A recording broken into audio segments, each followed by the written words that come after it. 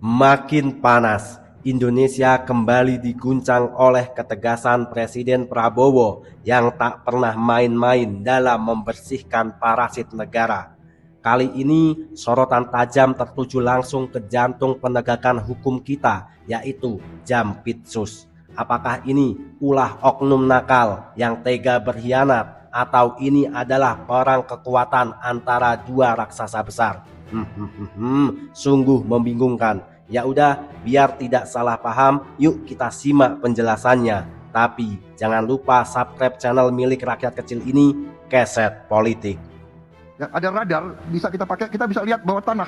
Jadi saudara-saudara yang punya bunker-bunker disembunyikan, nanti kita ketemu juga kekayaanmu. Saudara-saudara, saya akan menggunakan teknologi yang paling canggih. Bagaimana jadinya jika hukum tidak lagi bicara tentang benar atau salah, melainkan tentang siapa yang memegang senjata dan menguasai brankas raksasa? Di balik dinding transisi kekuasaan, dua lembaga penegak hukum terkuat di negeri ini ternyata sedang saling menguji leher lawannya. Dari penguntitan di meja makan, penyergapan intelijen, hingga terbongkarnya brankas raksasa berisi 74 kg emas murni di sebuah rumah mewah di Sentul. Apa yang sebenarnya terjadi? Mari kita bongkar kronologi perang senyap ini. Teman-teman, apa yang terjadi hari ini bukan lagi sekedar berita politik biasa. Ini adalah ujian bagi masa depan bangsa kita. Jika lembaga penegak hukumnya saja sudah saling mengunci, maka suara rakyat tidak boleh ikut terkunci.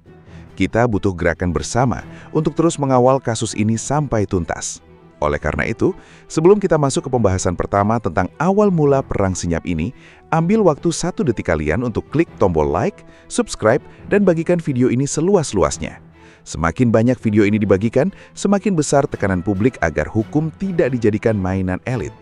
Dan agar kita tahu seberapa luas gerakan rakyat ini berjalan, coba tulis di kolom komentar, dari daerah mana kalian sedang menyimak video ini. Mari kita tunjukkan bahwa dari ujung Sumatera sampai Papua, rakyat sedang mengawasi mereka. Pastikan kalian menyimak video ini tanpa di-skip sampai akhir, karena setiap detail yang akan kita bongkar adalah kunci dari teka-teki besar ini. Mari, kita mulai pembahasannya. Opini liar makin gencar di masyarakat. Ada yang mengatakan, ini perang kekuasaan lama melawan kekuasaan baru. Ada pula yang mengatakan Presiden Prabowo sedang mempersempit ruang gerak para mafia.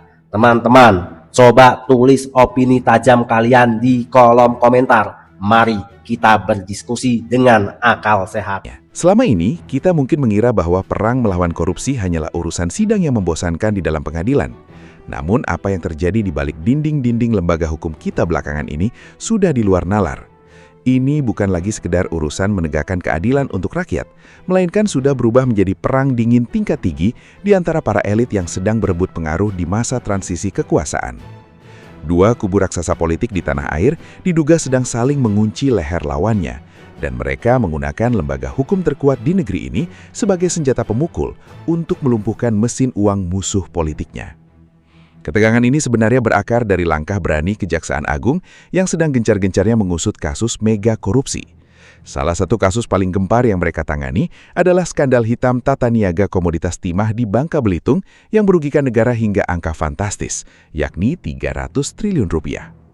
Kasus ini jelas bukan perkara sembarangan karena menyentuh gurita bisnis gelap yang memiliki backingan politik sangat kuat di tingkat pusat. Langkah kejaksaan yang mulai menyenggol lingkaran elit ini rupanya membuat gerah pihak-pihak tertentu hingga akhirnya memicu serangan balik yang sangat dramatis. Puncaknya terjadi pada malam mencekam tanggal 19 Mei 2024 di sebuah restoran Perancis premium di daerah Cipete, Jakarta Selatan. Saat itu, Febri Ardiansyah yang menjabat sebagai Jampitsus alias Komandan Tim Jaksa Pemburu Koruptor kelas kakap sedang menikmati makan malamnya. Tanpa dia sadari, gerak-geriknya sedang dipantau secara intim oleh anggota Densus 88 Anti-Teror Polri. Keberadaan penguntit ini mengundang kecurigaan dari tim pengawal Jampitsus yang berasal dari Polisi Militer TNI. Dengan sigap, personil TNI meringkus salah satu agen pelacak dari kepolisian tersebut yang diketahui bernama Iqbal Mustafa. Saat ponselnya diperiksa, tim pengawal menemukan dokumen digital yang berisi rekam data pribadi, kebiasaan sang jaksa, hingga berkas penanganan kasus korupsi timah 300 triliun rupiah yang sedang mereka sidik. Pengunyitan ini diduga kuat bukan sekedar iseng, melainkan bentuk intimidasi nyata untuk memetakan kekuatan sekaligus menggeretak Kejaksaan Agung agar menghentikan usutannya. Insiden di Cipete itu langsung menyulut reaksi berantai yang membuat suasana ibu kota sempat berada dalam status siaga tidak resmi. Publik disuguhi pemandangan luar biasa mirip film laga, di mana iring-iringan kendaraan taktis lapis baja dan motor besar milik Korps Brimob Polri mendadak melakukan konvoi keliling secara agresif di sekitar gedung utama Kejaksaan Agung. Aksi pamer kekuatan di jalanan ini dibaca sebagai pesan terbuka yang penuh ancaman. Karena merasa keselamatan para jaksanya terancam oleh manuver kepolisian tersebut, Kejaksaan Agung langsung mengambil langkah ekstrim dengan memperketat barikade pertahanan mereka. Gedung Bundar, tempat di mana dokumen korupsi paling sensitif di Indonesia disimpan, resmi dijaga ketat selama 24 jam oleh personil bersenjata lengkap dari militer TNI. Perseteruan terbuka di jalanan inilah yang menjadi sumbu awal dari meledaknya perang senyap yang jauh lebih besar di kemudian hari. Rakyat Indonesia ingin bumi Indonesia bersih dari para pejabat korup dan para mafia. Rakyat Indonesia ingin hukum adil dan tidak pandang bulu. Siapapun yang bersalah, walaupun dia orang besar, hukum harus tetap ditegakkan. Teman-teman, silakan tulis dukungan kalian di kolom komentar agar para elit tahu bahwa rakyat sudah bersatu melawan korupsi. Aksi saling intai dan pamer kekuatan di jalanan ibu kota ternyata hanyalah permulaan dari sebuah skenario yang jauh lebih besar dan mencengangkan. Ketika gesekan antar lembaga hukum ini semakin memanas, perhatian publik mendadak bergeser kepada satu nama warga sipil yang menjadi kunci penting dalam pusaran konflik ini. Nama itu adalah Ferry Yanto Hongkirwang, atau yang lebih dikenal di kalangan elit dengan panggilan Ferry Boboho. Perjalanan hidup Ferry sebenarnya sangat unik dan bisa dibilang seperti cerita film. Pengusaha kuliner asal Luwuk, Sulawesi Tengah ini merintis nasibnya di Jakarta benar-benar dari bawah. Mulai dari seorang staf penjualan kipas angin biasa hingga akhirnya sukses menjadi staf hukum di sebuah perusahaan properti raksasa. Selain dikenal lewat bisnis kulinernya, Ferry memiliki hobi mahal di dunia otomotif. Dia adalah pendiri sekaligus promotor ajang balap mobil bergengsi yang rutin digelar di sirkuit Sentul, Bogor. Lewat hobi balap inilah, Ferry berhasil membuka pintu pergaulan ke lingkaran atas dan mendapatkan akses masuk ke lingkaran elit pejabat Kejaksaan Agung. Namun, kedekatan yang terlihat mewah ini diduga kuat menyimpan sisi gelap yang sangat kelam. Berdasarkan analisis dari pengamat intelijen dan lembaga pengawas kepolisian, Ferry Boboho disinyalir bukan sekadar teman biasa, melainkan berperan sebagai orang dalam atau tangan kanan dari sang Jampitsus. Dia diduga menjalankan peran ganda yang sangat sensitif, yaitu sebagai makelar kasus alias Markus yang mengatur perkara, sekaligus sebagai penagih utang untuk kasus-kasus besar yang sedang berjalan di Gedung Bundar Kejaksaan Agung.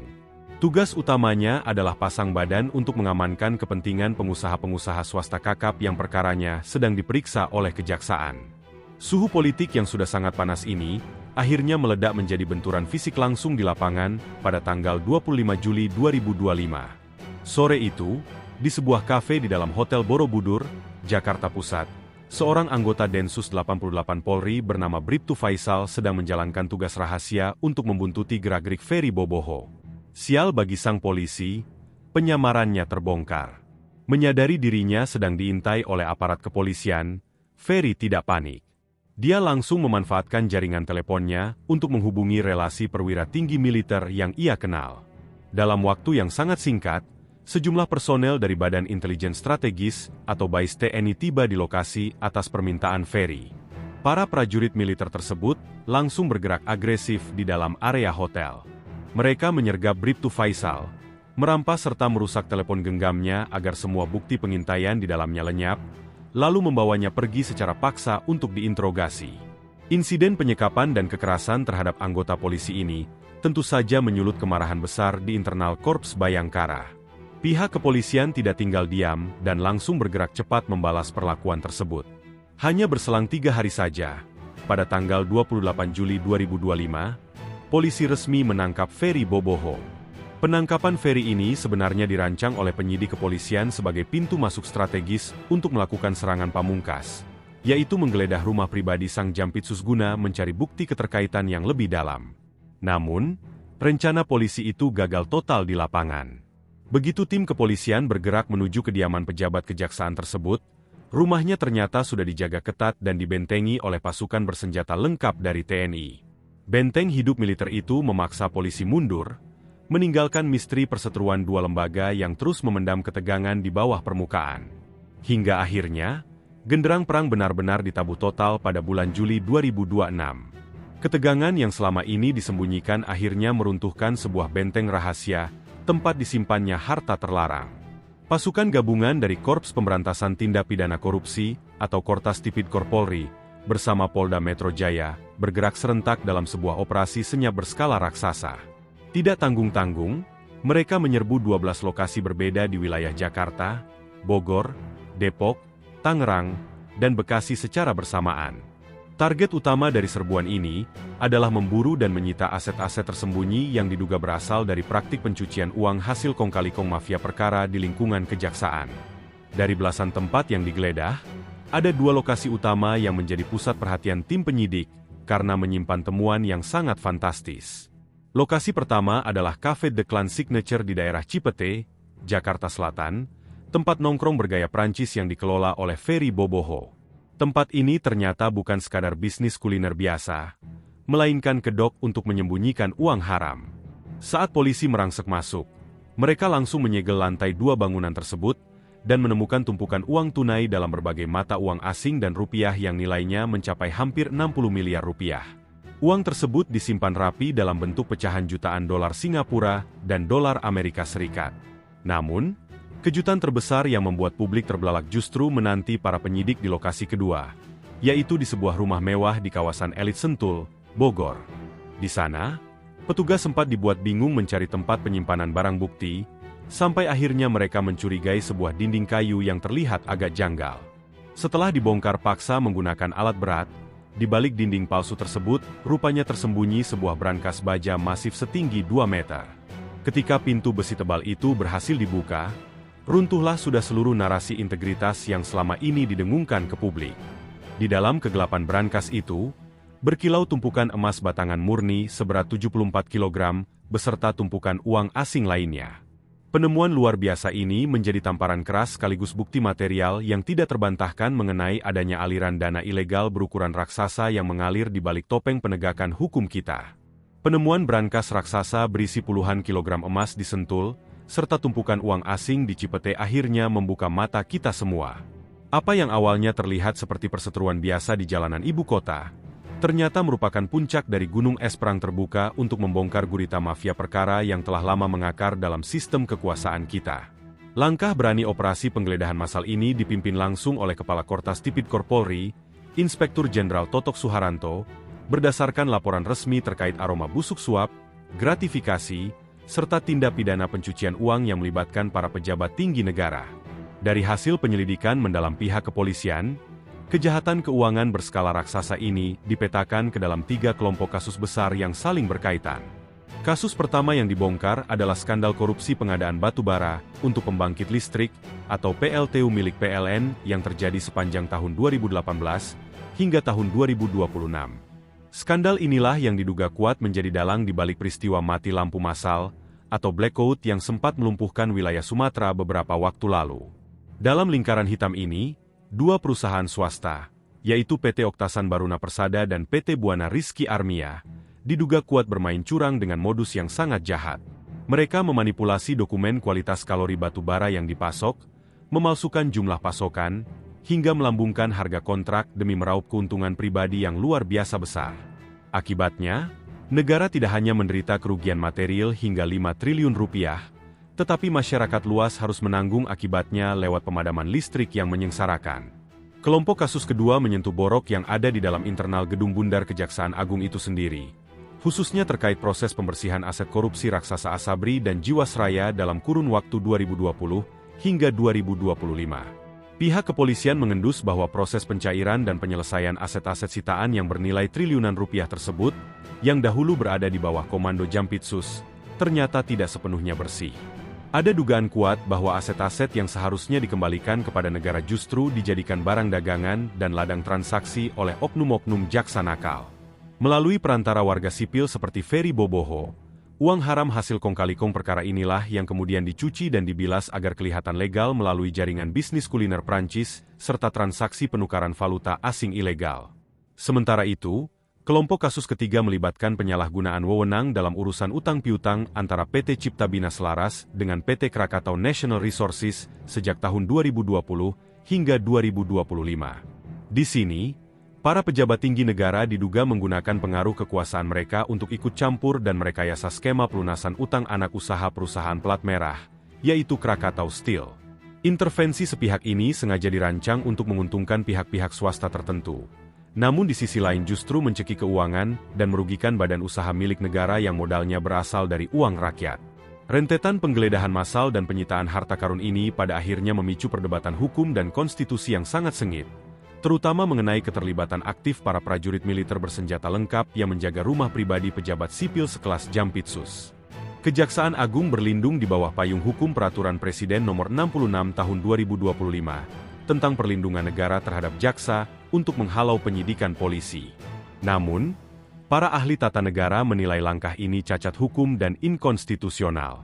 Masalah utamanya adalah Peraturan Presiden posisinya berada di bawah undang-undang. Menurut Undang-Undang Nomor 16 Tahun 2004 tentang Kejaksaan, aturan mengenai perlindungan fisik seorang jaksa wajib diatur melalui peraturan pemerintah, bukan peraturan presiden. Selain masalah prosedur hukum formal yang dilompati, menjadikan tentara sebagai tameng pelindung bagi pejabat sipil untuk menghindari proses hukum domestik dinilai telah melenceng jauh dari tugas suci TNI, yang menurut konstitusi seharusnya fokus pada pertahanan kedaulatan negara dari ancaman luar. Jika kita bersedia melihat lebih dekat ke dalam panggung politik tanah air hari ini, ketegangan hukum ini sejatinya adalah cerminan dari perang dingin yang sangat sengit di masa transisi kekuasaan. Di koridor gelap kekuasaan bahkan berkembang sebuah sindiran politik yang sangat populer di kalangan elit. Orang-orang di kubu lama ditangkap oleh Kejaksaan Agung, sementara orang-orang di kubu transisi pemerintahan yang baru ditangkap oleh lembaga hukum lain. Hipotesa yang tajam ini mencerminkan adanya pembagian wilayah pengaruh dan penggunaan lembaga hukum sebagai senjata untuk saling mengunci kekuatan politik satu sama lain.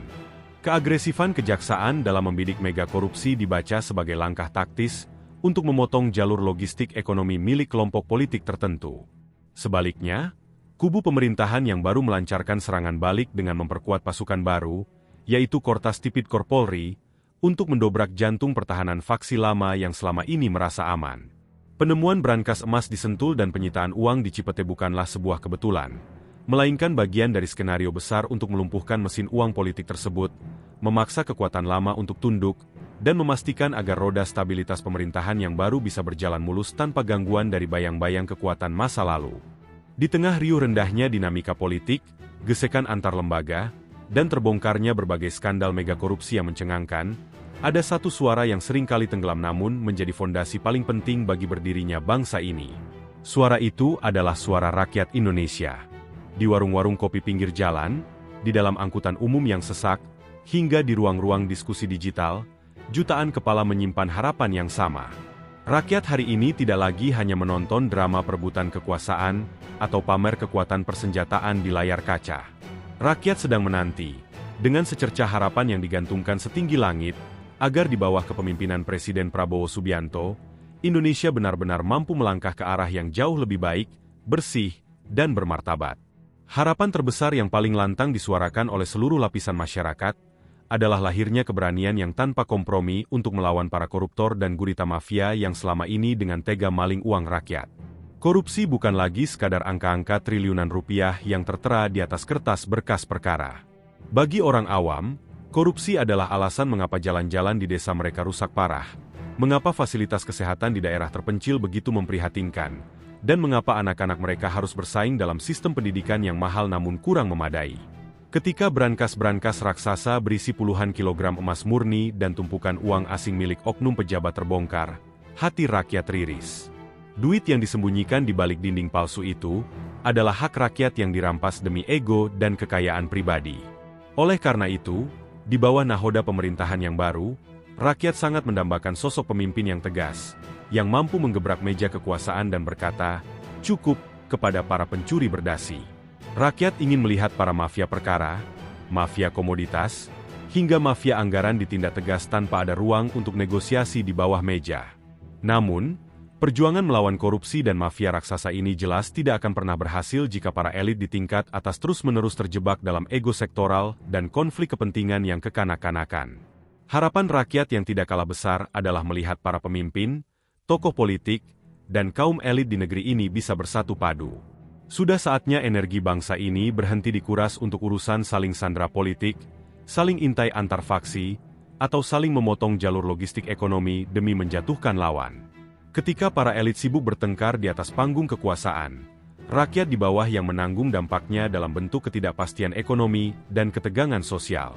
Persatuan para elit bukanlah sebuah kemewahan, melainkan sebuah kebutuhan mutlak jika kita ingin membangun negeri ini menjadi negara maju. Rakyat ingin melihat momen di mana seluruh elemen bangsa, baik yang berada di dalam lingkar pemerintahan maupun yang berada di luar, duduk bersama di satu meja dengan satu niat yang tulus, membawa Indonesia keluar dari jebakan negara berkembang dan membangun fondasi kesejahteraan yang merata. Sejalan dengan persatuan para elit, kekompakan dan kesolidan di antara lembaga-lembaga negara menjadi kunci utama yang dinantikan oleh rakyat. Sungguh ironis dan memprihatinkan ketika institusi-institusi yang diberikan mandat oleh undang-undang untuk menjaga keamanan dan menegakkan hukum justru terlihat saling berhadapan di lapangan. Pemandangan di mana satu lembaga membentengi diri dari lembaga lain menggunakan kekuatan senjata adalah potret yang melukai hati publik. Lembaga negara, baik itu kepolisian, kejaksaan, pengadilan, hingga militer, dibentuk bukan untuk menjadi kerajaan-kerajaan kecil yang saling bersaing memperebutkan pengaruh atau wilayah kekuasaan. Mereka semua dibiayai oleh uang pajak yang diperas dari keringat rakyat. Oleh karena itu, harapan besar rakyat adalah melihat lembaga-lembaga ini kembali ke hitah mereka, kompak, sinergis, dan solid bekerja bahu-membahu demi kepentingan rakyat banyak. Jika kepolisian dengan Kortas Tipidkornya fokus pada penyelidikan yang bersih, kejaksaan melakukan penuntutan yang tajam tanpa intervensi, dan militer fokus menjaga kedaulatan serta pertahanan negara, maka tidak akan ada celah sedikit pun bagi para koruptor dan mafia untuk bersembunyi. Kesolidan antar lembaga akan menjadi perisai terkuat bagi negara ini dari ancaman kehancuran internal akibat keserakahan. Di atas semua itu, muara dari segala harapan rakyat adalah terciptanya penegakan hukum yang adil dan tidak pandang bulu.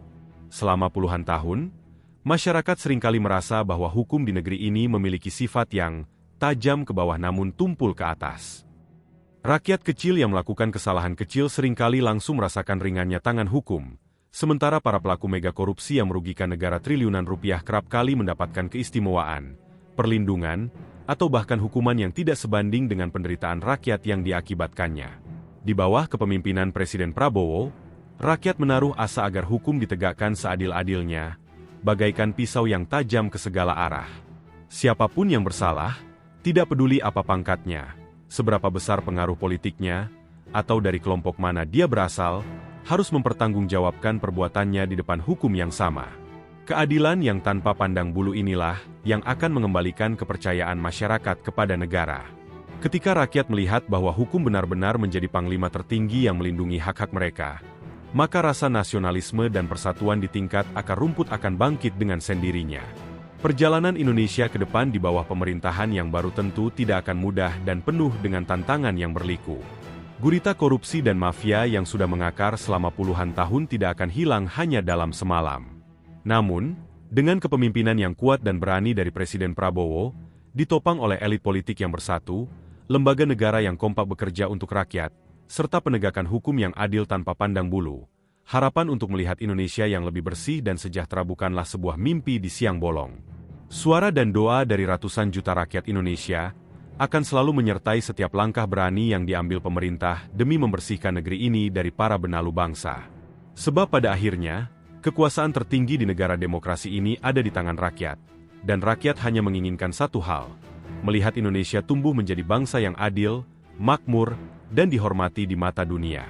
Oke teman-teman, terima kasih masih bersama Keset Politik. Teman-teman, setelah kita mendengarkan penjelasan yang panjang tadi, silakan teman-teman beropini, menulis tanggapannya di kolom komentar. Tapi ingat teman-teman, jangan mencaci maki siapapun, tunjukkan kepada dunia bahwa bangsa Indonesia adalah bangsa yang beradab. Teman-teman, sekarang saatnya kita beropini, ngobrol cantik sambil minum kopi. Kita minum kopi dulu teman-teman. Nikmat sekali. Teman-teman, mari kita berdiskusi dengan akal sehat. Teman-teman, kita semua tahu penegakan hukum sejatinya diciptakan untuk melindungi rakyat dan membersihkan negara dari para koruptor. Teman-teman, namun ketika lembaga-lembaga hukum terkuat di Indonesia justru terlihat saling menyerang dan saling mengunci di masa transisi kekuasaan, muncul kekhawatiran yang besar di masyarakat. Teman-teman, hukum tidak boleh dijadikan senjata politik oleh para elit untuk memotong aliran dana lawan atau melindungi kelompoknya sendiri. Teman-teman, jika hukum digunakan sebagai alat transaksi apa? Tentu transaksi kekuatan, kekuasaan, maka esensi keadilan itu telah mati. Teman-teman, sebenarnya kita semua tahu rakyat Indonesia saat ini berada di titik jenuh melihat drama para elit. Di bawah kepemimpinan Presiden Prabowo, momentum ini harus dijadikan ajang pembersihan total. Harapan kita bersama sangat jelas, teman-teman. Polri, Kejaksaan Agung, KPK harus diisi oleh orang-orang yang bersih, yang tulus bekerja untuk rakyat. Bersihkan dulu sapunya agar bisa menyapu lantai yang kotor. Teman-teman, hukum yang adil dan tegas itu yang diinginkan oleh rakyat. Siapapun yang bersalah, baik itu jasa, baik itu polisi maupun pengusaha backingan elit, harus ditangkap dan diadili tanpa pandang bulu. Terus teman-teman, harapan rakyat, kembalikan sinergi para aparat. Ego sektoral harus dihentikan. Lembaga penegak hukum harus solid dan kompak bekerja sama, bukan saling menjatuhkan.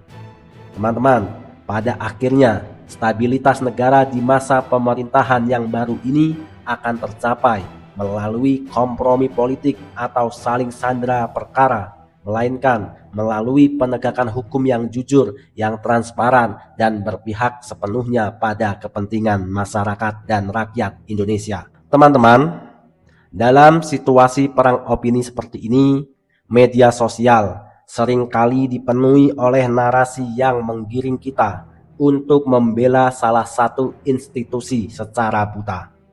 Kita harus ingat bahwa tidak ada institusi yang 100% suci.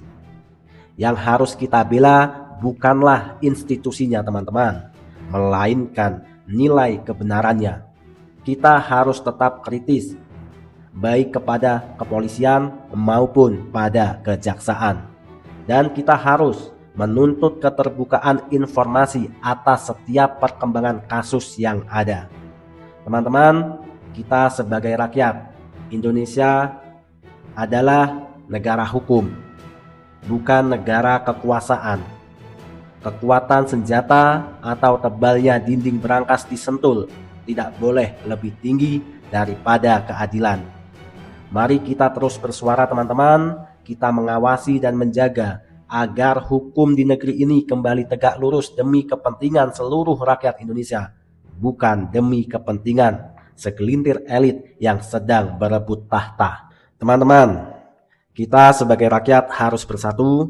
Jangan mudah tergiring opini, jangan mudah termakan hoak-hoak murahan, jangan mudah terprovokasi. Teman-teman, mari bergandengan tangan, kita rebut kembali hak rakyat. Kita sebagai rakyat tidak ada gunanya saling mencaci maki, tidak ada gunanya kita bergaduh. Kekuatan rakyat adalah persatuan, teman-teman. Jika rakyat bersatu, maka para mafia dan pejabat korup akan ketakutan. Teman-teman, alasan saya membuat channel ini adalah untuk tempat kita bersatu, tempat kita sebagai rakyat kecil, warga sipil biasa, untuk bersuara, untuk beropini, untuk berdiskusi. Semoga semua rakyat dari Sabang sampai Merauke bisa menonton channel ini Maka dari itu, mari kita dukung channel ini, kita edukasi semua rakyat Indonesia. Agar apa? Agar gerakan kita, gerakan persatuan kita semakin besar. Ketika rakyat begaduh, yang rugi adalah rakyat, teman-teman. Kita harus bersatu. Oleh karena itu, mari kita dukung channel ini dengan cara subscribe, dengan cara komentar yang baik, dan bagikan video ini teman-teman ke grup WhatsApp kalian. Kalau sudah teman-teman, pantau terus video-video terbaru dari channel ini. Agar apa? Agar kita tidak ketinggalan informasi. Oke teman-teman, mungkin sampai di sini dulu. Terima kasih telah menyimak. Apabila ada kata-kata yang salah, saya mohon maaf. Terima kasih, saya host Keset Politik. Sampai bertemu di video selanjutnya. Merdeka, see you next time.